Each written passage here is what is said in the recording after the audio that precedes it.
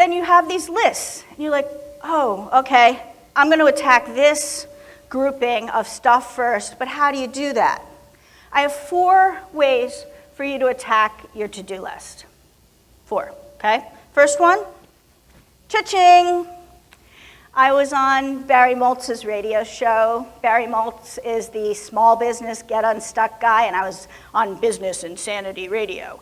And Barry and I are friends. I said, hey, Barry, you're the unstuck guy. I bet you tell people to do the most important thing first, the fast path to the cash. Barry goes, absolutely. I'm like, well, that's great if you can do it. But the human mind is a little strange. And we have to play tricks with it. We have to play games with it. We have to coax it. Is it just me? No. Gamification works, right? They're throwing gamification into everything. It's because the human brain works. So if you can do the fast path to the cash, great. That's a great way to start. But I have 3 other ways in case that's not working for you. 2, gulp. It's a great visual, the Mark Twain quote, for those of you in the back. Eat a live frog first thing in the morning, and nothing worse will happen to you the rest of the day. Right? It's kind of a gross image, but it sticks with you.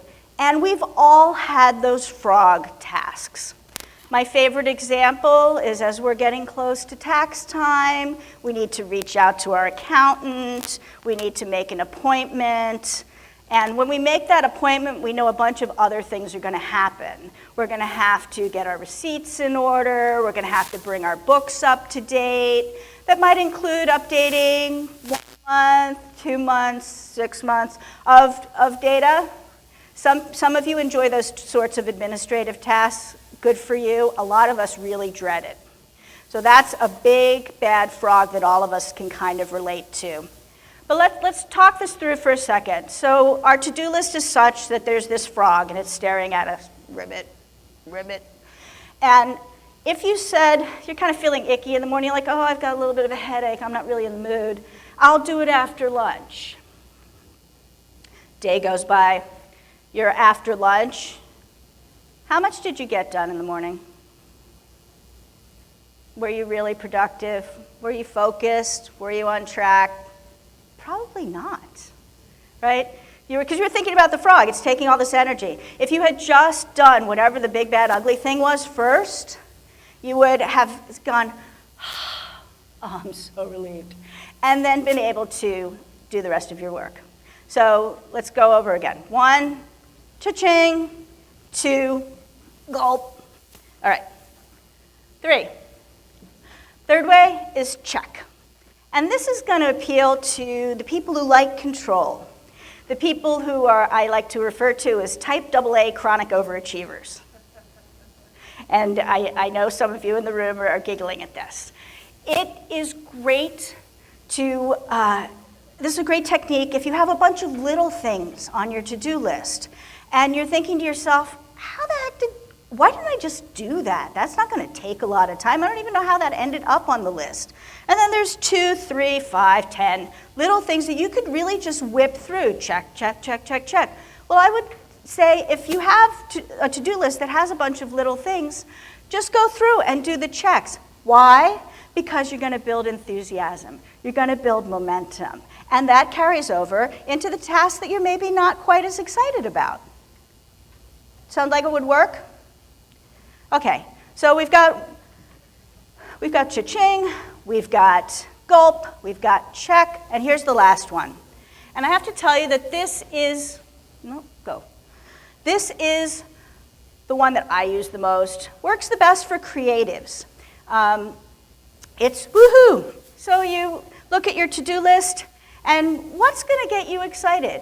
What's the thing that's sort of going to make you feel good? A lot of times it's something that you'll learn, something that you think you might get some good feedback on. Let's take an example of you have some blog post you've been meaning to write. You think it's going to resonate with your community and somebody might comment, say something nice, likes on Facebook. You know, we all need our ego stroked a little bit. So that can be something that's easy to do. You do it quickly, you get some feedback, and you're like, oh, I feel pretty good. And then you tackle the rest of your to-do list.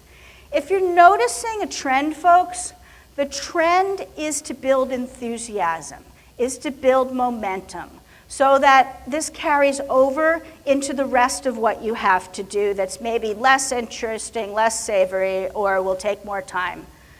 So who's willing to try those 4 techniques? Is that helpful? Great. Happy to take any questions.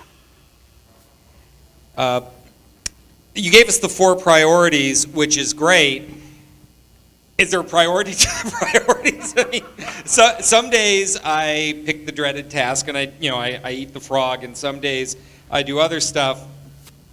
But how do you know on any given day which one to tackle? You know what? I think it has to do with what's on your list. Your lists are going to be composed of different things. Sometimes they have a bunch of the little things on it. Then probably the right methodology for that day is to do check, because you're getting rid of a bunch of stuff and gaining momentum. The frog thing, I got to say, that's even got to come before the fast path to the cash, because the emails you send out, the voice messages you leave, the stuff you do is going to be meh. And none of you are meh people, or you wouldn't be out here at 8 o'clock on a Saturday. You're all trying to speak your way to more business and kill it. I know it. So if you have the frog, do the frog first. After that, it kind of doesn't matter. It's just getting through and not getting stuck, because you can look at all this stuff and you're like stuck and you're like bleh, in quicksand, and don't feel that way. Pick one of these 4 methods that's going to get you in action. I think that's the goal.